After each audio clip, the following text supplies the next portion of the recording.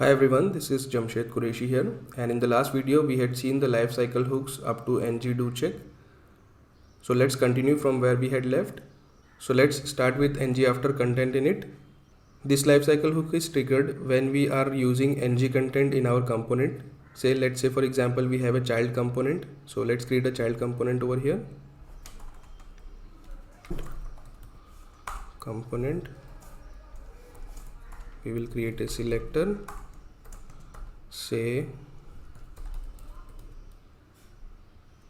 lifecycle hook dash child, and we will write the template for it.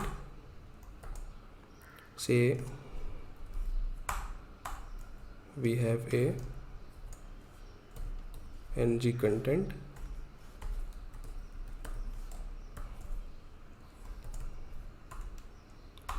and then we have a button.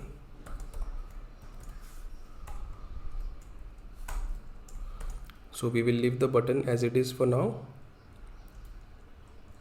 and we will write export class lifecycle hook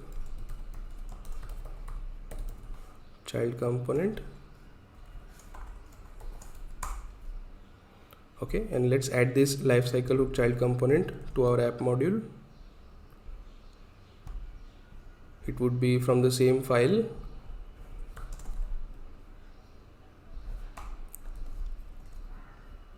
Okay, and let's add this child component in our main component.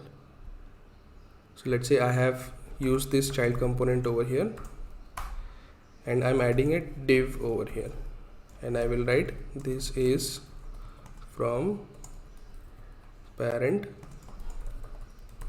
component. Okay, and now let's add our lifecycle hook after content init, and we will implement that.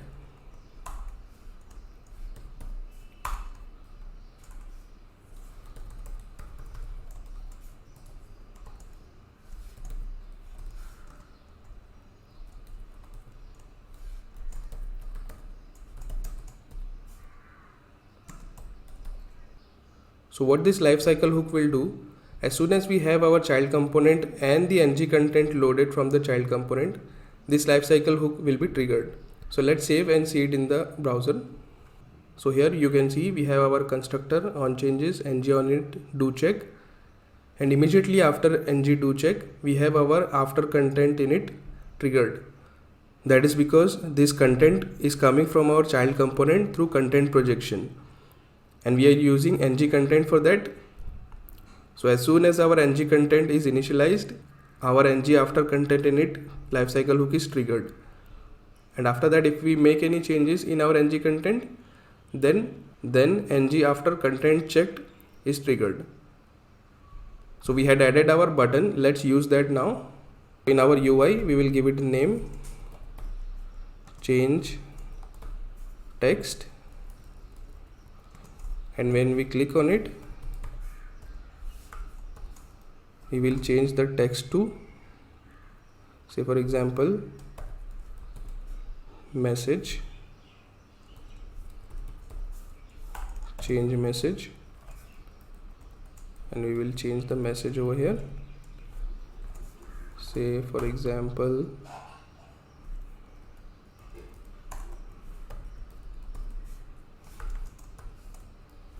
it is empty, and we are writing this to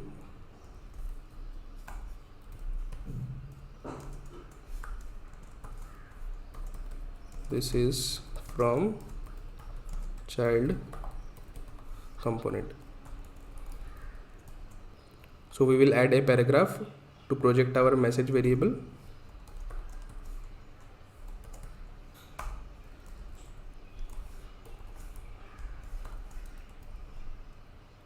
So here it is. Now let's add ng after content checked lifecycle hook in our component. So we will add it over here after content checked, and we will implement that.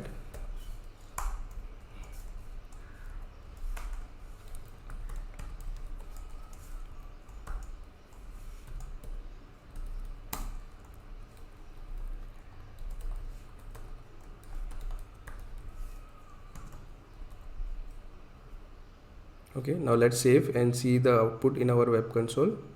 So here you can see our after content init lifecycle hook is triggering only once. That is because that ng content is loaded in the browser only once, and after that whatever changes we make in our child component, then those changes are triggering the after content checked lifecycle hook. So here we have added this is from parent from ng content. Now when we click on this button, we will get our this is from child component as well. So let's clear this console and see what all things are triggered. So I will click on the button and we are changing the value of our message variable, and immediately after that our after content checked lifecycle hook is getting triggered. That is because our child component has changed the UI part. Now after this we have the ng after view init and ng after view checked. As the name implies, those two lifecycle hooks are dependent on the view of our UI. So as soon as our component is loaded and if we make any changes in our component, then these two lifecycle hooks are triggered. Let's add them in our component C.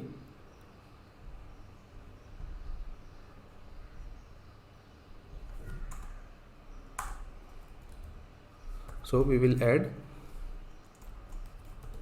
after view init and after view checked. Let's add the functions. Okay.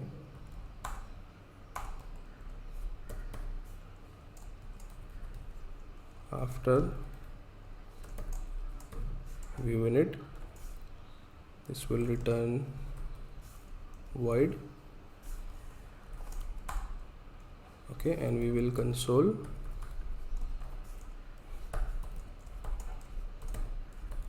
inside after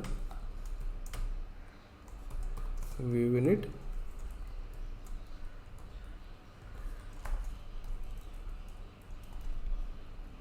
and inside after view checked. So let's save and see it in the browser, and here we are, and we are able to see after view checked lifecycle hook console, but we are not able to see after view init. So let's go to our code and see if there's any problem. Okay, so we have our after view init function and after view checked function. Okay, and here, okay, so here we are not implementing after view init, we were implementing some other function. So, and it is still giving us some error, so let's do a quick fix. We have already implemented that. Okay, let's copy and replace this one from this one.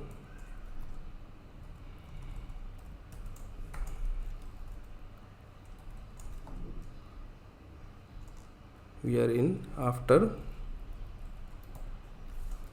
view init. Now let's save and go to our browser. So now here we can see the order in which our consoles are getting logged.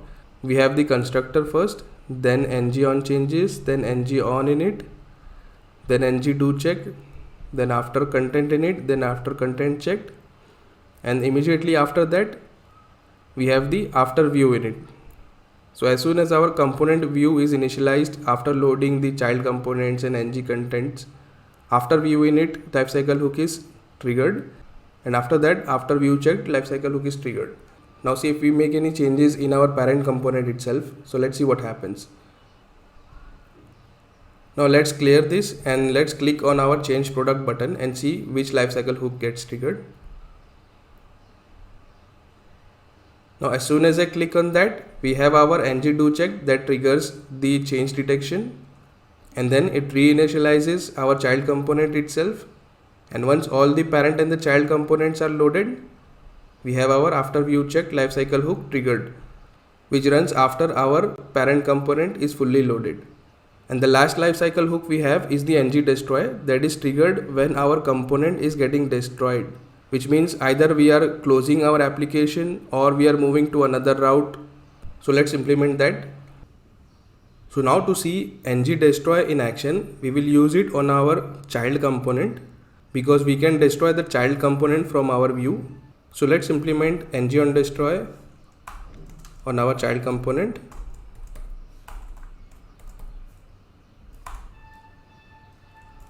We will add ng on destroy console.log inside on destroy. And how can we destroy our child component?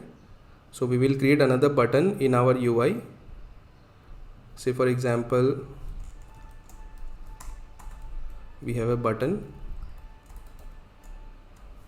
we write toggle child, and say we will write here show child is equal to switching the show child value. So our show child is a variable which we will create now, and we will show our child component only if the value of show child variable is true. So let's create that variable.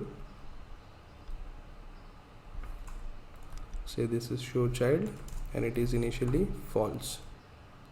Oh, actually we should give it to true.